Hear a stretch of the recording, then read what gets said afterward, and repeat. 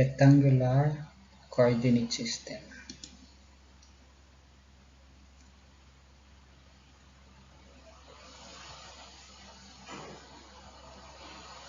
X-axis yung pahigang guhit, Y-axis yung patayang guhit, origin yung pinakagitna. Ito yung apat na quadrant with their corresponding signs of coordinates.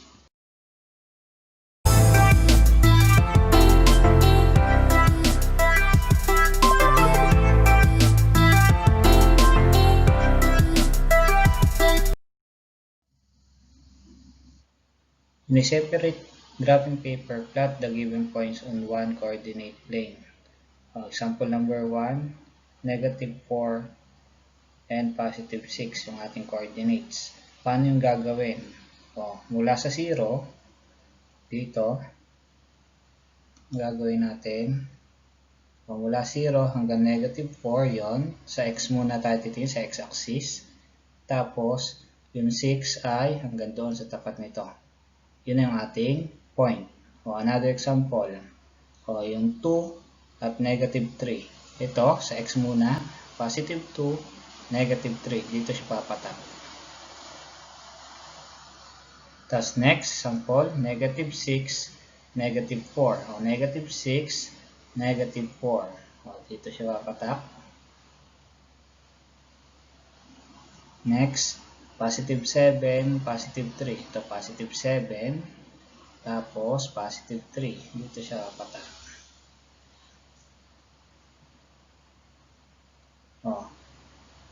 These points are all lying in different quadrants. What do you notice about their coordinates? Mapapansin natin yung mga sign. Mamaya natin didiscusin sa ating Learning Task 1, letter B. Meron pa tayong isang example. Ito naman, 5, 0. Yung 5, ito, +5 tapos 0, gitna. Yung pa rin. Doon papatak. Next, 0, 6. Mula dito, 0, 6, positive. Doon papatak. Tapos ang sunod, -7, 0. -7, 0. Dito papatak. Then, 0, -3. 0, -3. Dito papatak. Yung isang point. Yan. These points are all on the axis, not in quadrants. What have you noticed about their coordinates? Mapansin nyo, lahat sila ay may partner na 0 ang bawat coordinates. Yan. Dito natin didiscusin. Identify the quadrants or axes of the following points. Paano ma-identify? Hindi na kailangan i-plot pa ang points na to dito sa ating coordinate plane. Ang papansinin lang yung ating sign. Halimbawa sa quadrant 1, parehas sa positive dapat. Quadrant 2, negative positive. Quadrant 3, parehas negative. Quadrant 4, positive negative. Tingnan natin yung sign. Ito, parehas negative. Sign sa papatak. Quadrant 3. Tapos 3, 0. Ito yung kaninang example natin. May partner 0. Ang given ay yung x. Ibig sabihin, ito ay x-axis. Basta may partner na 0, x-axis or y-axis lang sasagot natin. Next, positive negative. Nasa yung positive negative? Quadrant 4. Then, negative positive. Negative positive, quadrant 2. Next, 0, negative 8. Y ang given natin, may 0 ulit, y-axis. Then, positive parehas, quadrant 1.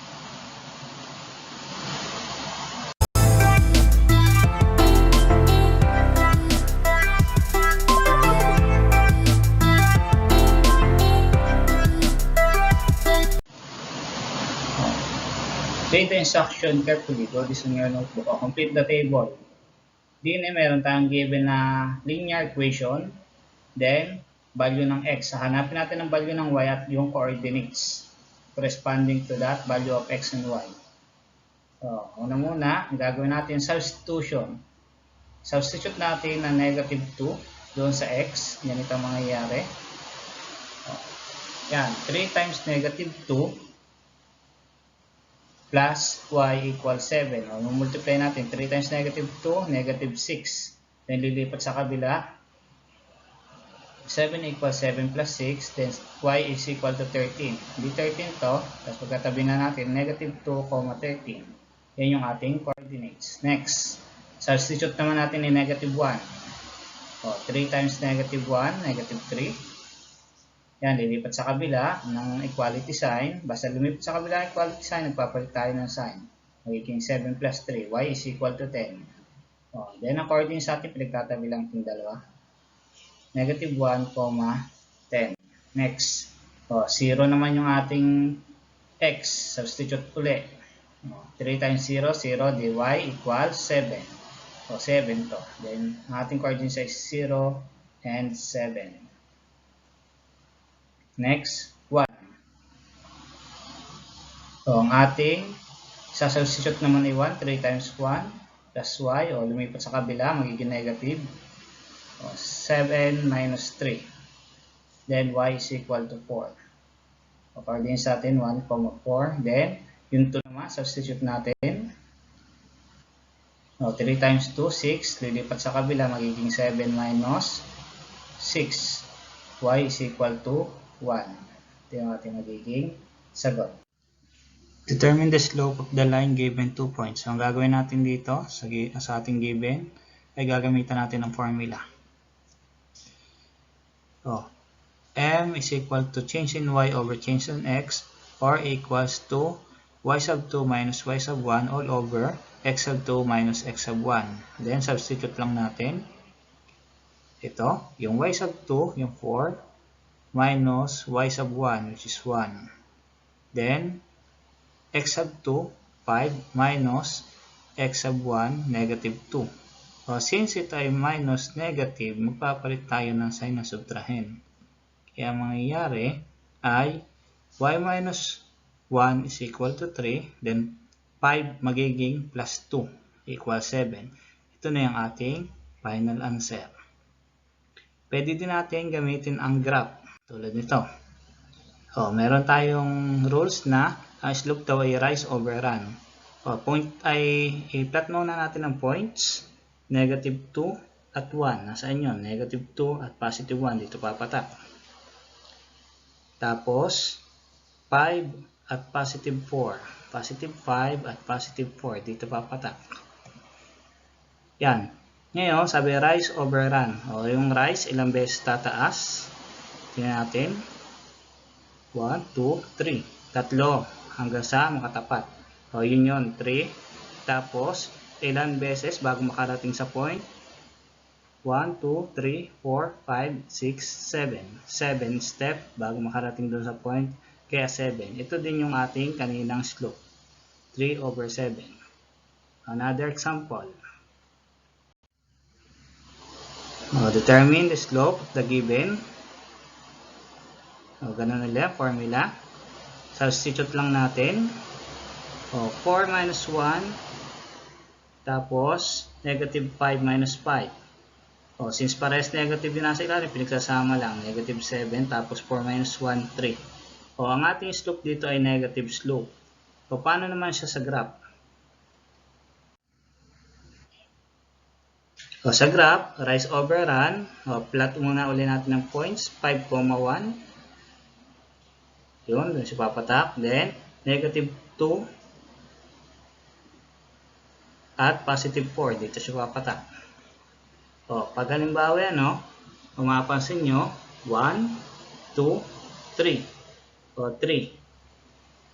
Dito papatak, 3. Tapos ang sunod ay, ilang step bago makarating doon sa kabilang point. 1, 2, 3, 4, 5, 6, 7. 7 step. Negative 7 siya kasi going to the left. Pag going to the left ay negative ang ating gagawin. Pag halimbawa going to the right, yung kagaya kanina, positive yun. Kaya ito ay naging negative 3 over 7. Example number 3. 5,1 and 5,4. Substitute lang natin sa formula. Y sub 2 minus y sub 1 all over x sub 2 minus x sub 1. Ito yun. 4 minus 1 is 3. 5 minus 5 is 0. Pag ganyan, undefined na magiging sagot natin dahil wala namang number na pwedeng i-divide ng 0. Final answer natin is undefined. Paano naman magiging graph niya? Ito yung ating sa graph. Rise over run. Plot muna natin points. 5,1. Dito yung 5 saka 1. Yan. Then ang sunod ay 5,4. Nandito yung 5 tapos 4. Sabi dito, rise over run. Ang rise natin ilan? 1, 2, 3. Tatlo ang rise. Kaya lang ang ating run ay wala, 0. Kaya undefined ang ating magiging final answer dyan, hindi 0. Magiging graph natin, lahat ng ang graph ay patayo, kagaya nito, ito ay undefined pag kayo naka-encounter ng ganyang graph. Example number 4, 1,5 and 4,5. Substitute ulit natin sa ating formula. 5 minus 5, 0. 4 minus 1 is 3. Dito, magiging final answer natin ay 0 kasi any 0 divided by any number is equal to 0. Kaya 0 ang sagot natin. Unlike yung kanina, baligtad. Tingnan natin naman ang graph niya. Yan, plot natin points. 1,5, nasan yun? 1 saka 5, dito papatak. Tapos 4,5. 1, 2, 3, 4. Tapos ito sa tapat ng 5. Doon papatak. Sabi sa atin, rise over run. Hindi siya nag-rise, kaya 0. Tapos ang run niya ay 1, 2, 3. Ito yung ating graph. Kaya siya ay equal sa 0. Kasi hindi siya nag-rise.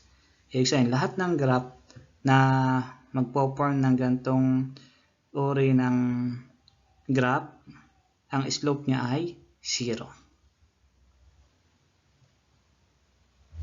Yan ang final answer natin.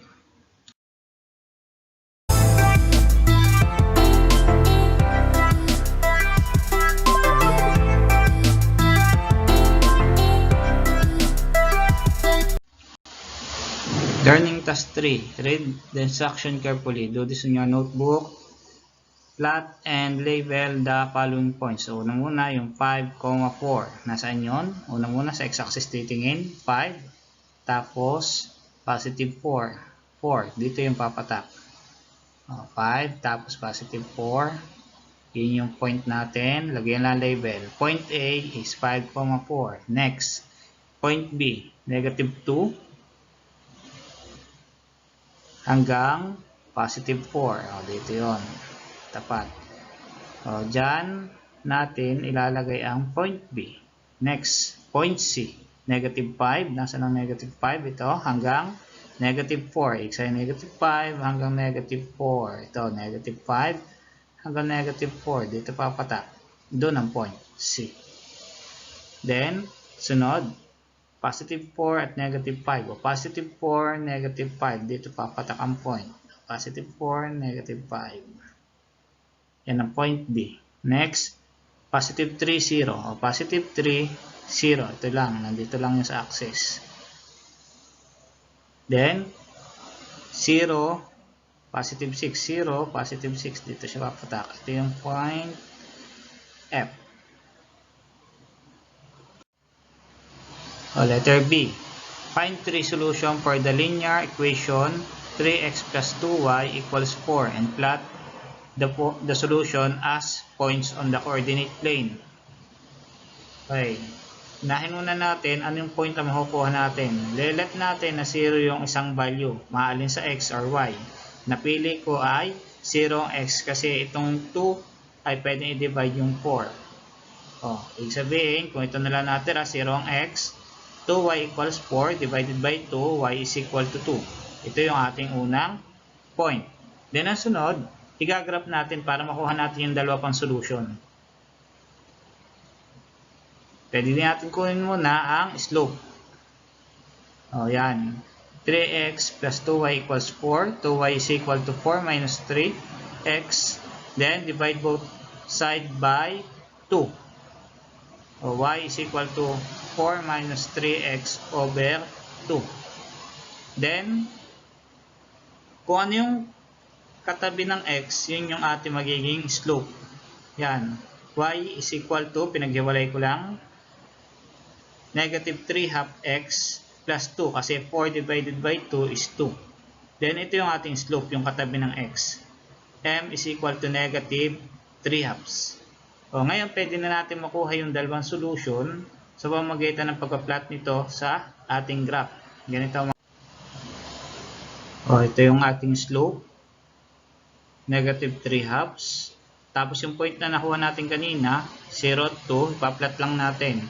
O, 0, 2. Dito papatak yung ating point. Then, i-apply natin yung idea ng slope na which is rise over run. O, sabihin, tatlong pataas, dalawang pakaliwa kasi negative. Ito yung mga negative natin. O, gawin natin. Tatlong pataas, 1, 2, 3. Then, dalawang pakaliwa, 1, 2. Dito papatak yung sunod na point. Yun yung ating magiging sunod na solution. Lalagay lang natin dito, negative 2, 5. Yan. Then, ang sunod, kailangan parehas. Dito naman sa kabila, kung dalawa ang pagitan nitong dalawa, dalawang point, o dalawa, di dalawa din dito. 1, 2. Tapos, tatlo naman pababa kasi tatlo din ang pagitan nito, yung taas niya. 1, 2, 3. O, dito papatak, ibig sabihin, ang sunod nating point ay positive 2, negative 1. O, yun yung sunod nating solution. O, ganun lang kadali ang pipe na yan. O, then, ito yung ating magiging graph. Kailangan guguhitan nyo parehas may arrowhead na magkabila. Kasi graph siya, ibig sabihin, continuous yung ating line.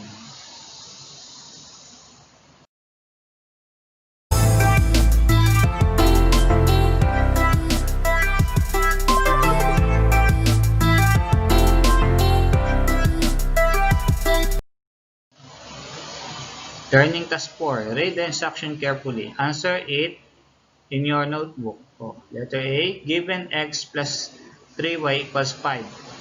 Find 3 solution of the equation. Graph the 3 points. Find the slope. O, pinakamaganda, gawin muna natin ay, hanapin natin ay slope. Pinakaunang step. X plus 3y equals 5. O, gagawin natin y-intercept form. O, lilipat to sa kabila. 3y equals 5 minus x. Pag lumipat doon. Then, divide both side ng equality sign natin ay 3. Kaya mangyayari y is equal to 5 minus x divide all over 3. Then, paghiwalayin lang natin, negative x over 3 plus 5/3. Tapos ang ating slope ay yung sabi ko, yung katabi ng x. Since walang numerical coefficient na katabi ng x, ibig sabihin ito ay negative 1/3 ang ating slope. Yan ang ating slope. Okay, gagawin natin ngayon ay solve for x-intercept or y-intercept. Kung mapansin natin sa ating given equation, yung x ang walang katabing numerical coefficient. Kaya ito ang y ang aking gagawing 0. O yan. Gawin natin 0 ang y. O x plus 3 times 0 is equal to 5. Di 0 na to. X is equal to 5. Yun na yung ating point. Magiging reference point para makita natin ang tatlong solution. Yan. Ito yung 5, 0. Then, gamitin natin yung slope kanina. Negative 1/3. Ibig sabihin, isang pataas at tatlong pakaliwa kasi negative. Isang pataas, 1, tapos tatlong pakaliwa, 1, 2, 3. Ito papatak. Anong point yon? 2, 1. Dito, 2 at 1. Then, sunod, ganun uli. Tatlong pataas at isang kaliwa. Ganun. 1, 1, 2, 3. Doon papatak sa negative 1, 2. Yan na yung ating answer. Tapos ito yung ating graph. Kailangan laging guguhitan natin. Parehas merong arrowhead na magkabilang side. Draw the map of your community where your house is at the origin, then plot at least 5 houses of your friend. Write the coordinate of each friend's house. Ganito lang kasimple ang gagawin natin dito. Hindi na kailangan i-draw yung mapa na inyong community. Ito na lang, parang representation ng mapa ng inyong community. O, yung sabi ay, nasa origin yung inyong bahay. Halimbawa, itong bahay ko, Wally. 0, 0. Then, ito yung bahay ng kaibigan ko, si Lucas. O, positive 2, positive 1, yung coordinates niya. Lalagay nyo lang. Then, positive 4, saka positive 5. Ito yung bahay naman ni Juan. Then, dito, positive 3 at negative 3, bahay ni Pedro. At dito naman ang kaibigan kong si Mateo. Positive 3 at positive 3. Then, ito pa, si Moises naman itaga rito. Negative 3, saka positive 2. That's it.